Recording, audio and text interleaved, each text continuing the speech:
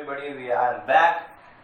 जैसा मैंने कहा था कि अगले लेक्चर में हम एनवायरनमेंट की सीरीज शुरू करेंगे और हमारा टारगेट जितने भी वनडे एग्जाम्स हैं जिसमें आप यूपी पीसीएस की बात कर सकते हैं और टेट के जितने एग्जाम्स होने वाले हैं, टेट और सुपर टेट के पेपर्स भी इसमें पूरा सिलेबस कवर हो जाएगा। और पहली चर्चा आज मैं ये तो नहीं कहूँगा कि ये एनवायरनमेंट का कोई लेक्चर है, ये पहला एपिसोड है, ये मैं एक डिस्कशन के तौर पे लेता हूँ क्योंकि एनवायरनमेंट के इम्पोर्टेंस, एनवायरनमेंट के महत्व से अब ऐसा कोई भी शख्स नहीं है जो वाकिफ नहीं है। और हम सब जानते हैं कि हमने अपनी एक्टिविटी से एनवायरनमेंट को किस कदर क्षति पहुंचाई है। और आज जो भी कोरोना क्राइसिस है या ग्लोबल वार्मिंग की क्राइसिस है या जो भी क्राइसिस आसपास जो हमें दिखाई दे रही है वो हमारे अपने कारनामों की वजह से है। हमने रेकलेसली बिना सूझबूझ के विकास के नाम पर किस कदर प्रकृति का दोहन किया है, संसाधनों का दोहन किया है।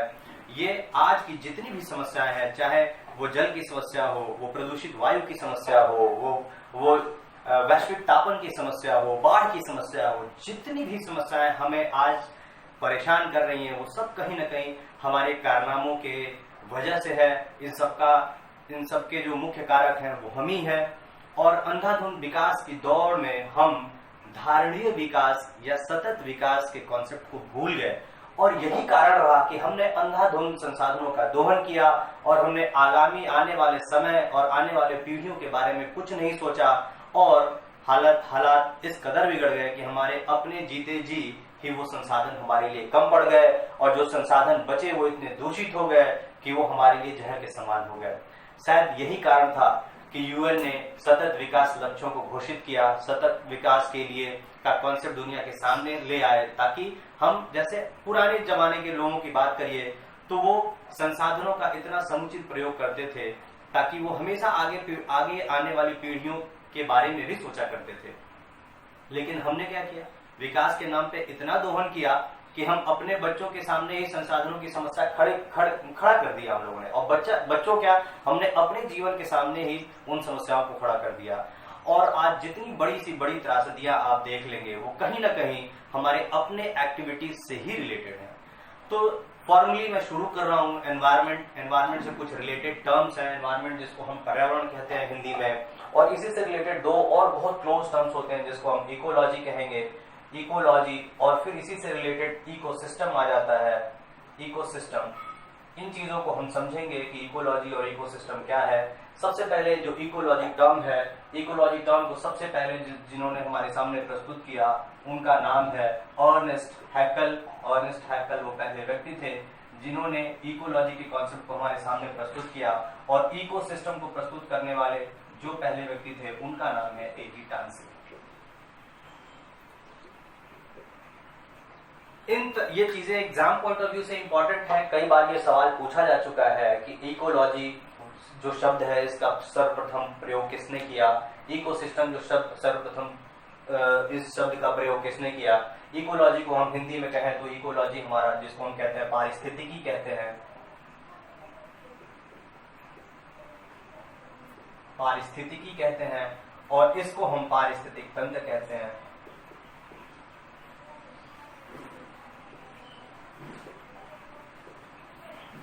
तो एनवायरनमेंट समझते हैं कि पहली बात एनवायरनमेंट क्या है। एनवायरनमेंट वो जो भी चीज हमें आसपास घेरे हुए है, वो प्राकृतिक जो भी चीज, जो प्रकृति की जो भी घटक आसपास हमें घेरे हुए हैं उनको हम एनवायरनमेंट या पर्यावरण कहा जाता है। और उसी पर्यावरण में जीव और वातावरण के बीच में जो क्रियाशीलता है, जो इंटरेक्शन है, उसी को हम इकोलॉजी कहेंगे।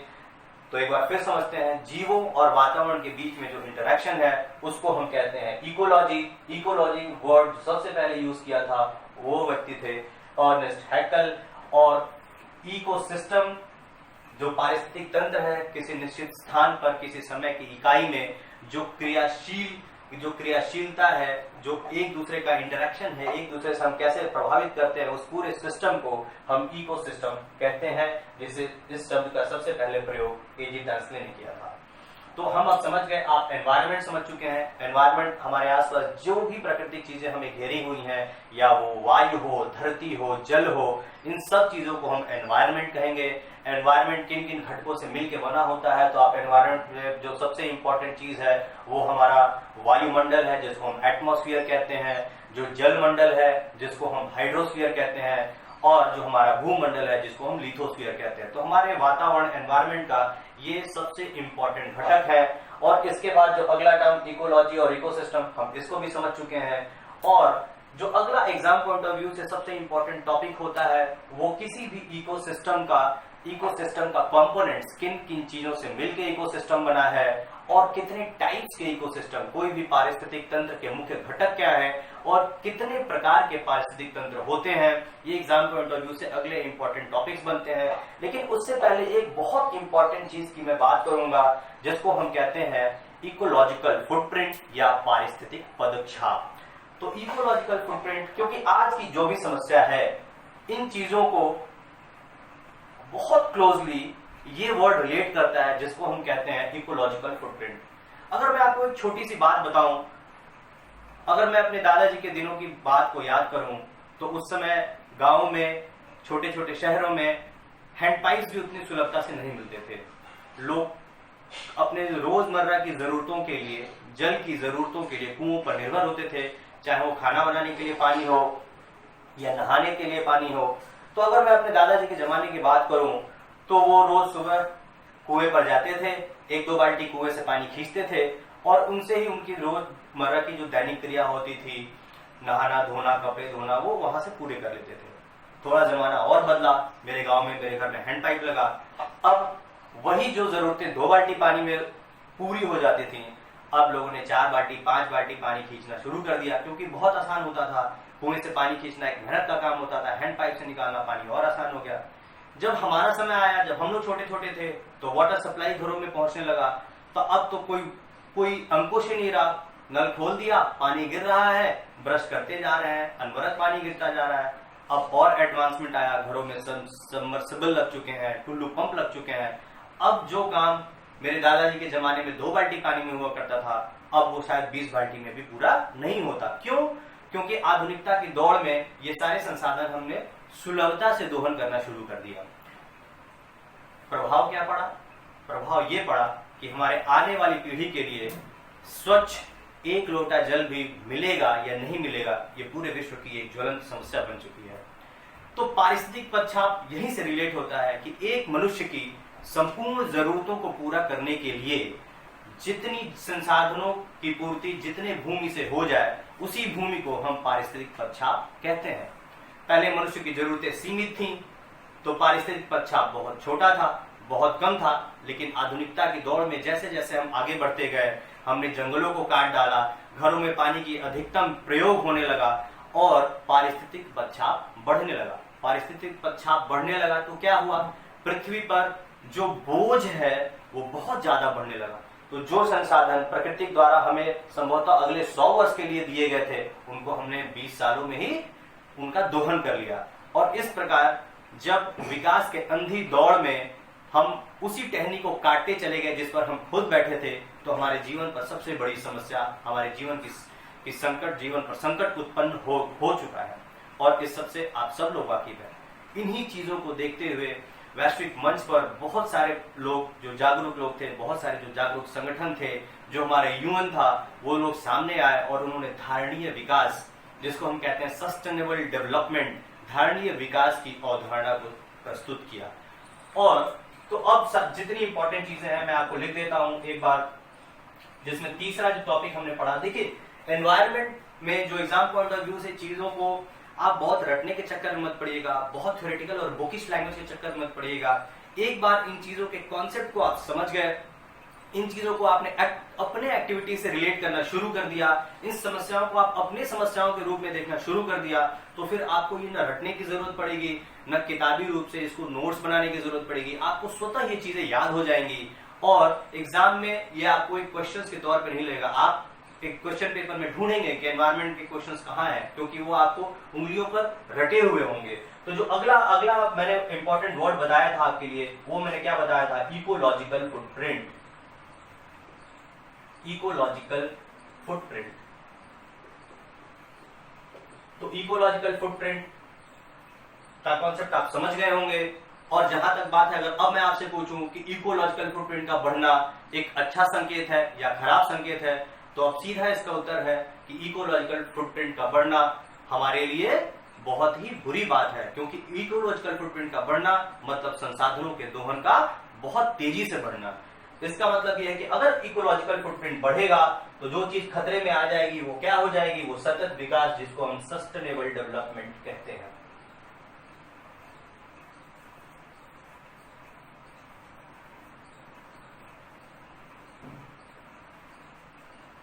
अपने हिंदी मीडियम स्टूडेंट्स के लिए अगर इकोलॉजिकल फुटप्रिंट की बात करूं तो इसको मैं क्या कहूंगा, इसको मैं कहूंगा पारिस्थितिक पदछाप।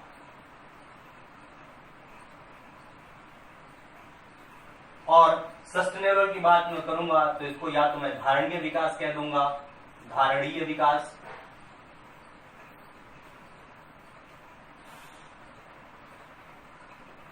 या अगर इसको कहा जाए तो इसको सतत विकास भी कहा जाएगा। तो अब तक जो हमने इंपॉर्टेंट चीजें देखी, वो सबसे पहले हमने एनवायरनमेंट देखा। एनवायरनमेंट मतलब हमारे आसपास का वातावरण, जिसको जो किन चीजों से मिलकर बना है, भूमंडल से बना है, जल मंडल से बना है, वायुमंडल से बना है। और इन्हीं चीजें से रिलेटेड क्या आया, वर्ड इकोलॉजी आया। इस शब्द का सबसे पहले प्रयोग किसने किया, अर्नेस्ट हैकल ने किया।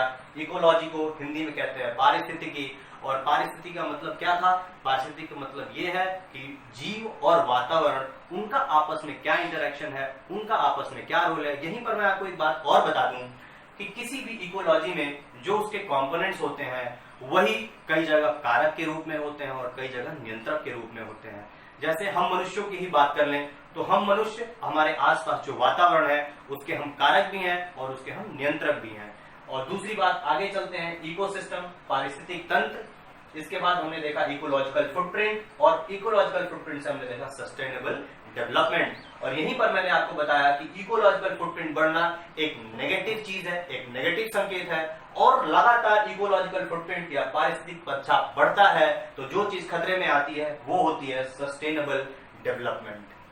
अब इसके बाद आगे नेक्स्ट टॉपिक जो हम कवर करेंगे वो कवर करेंगे कंपोनेंट्स ऑफ एन इकोसिस्टम, मतलब किन किन चीजों से मिलकर बना है एक पारिस्थितिक तंत्र के घटक। और उसके बाद हम पढ़ेंगे कि कितने प्रकार के पारिस्थितिक तंत्र पाए जाते हैं।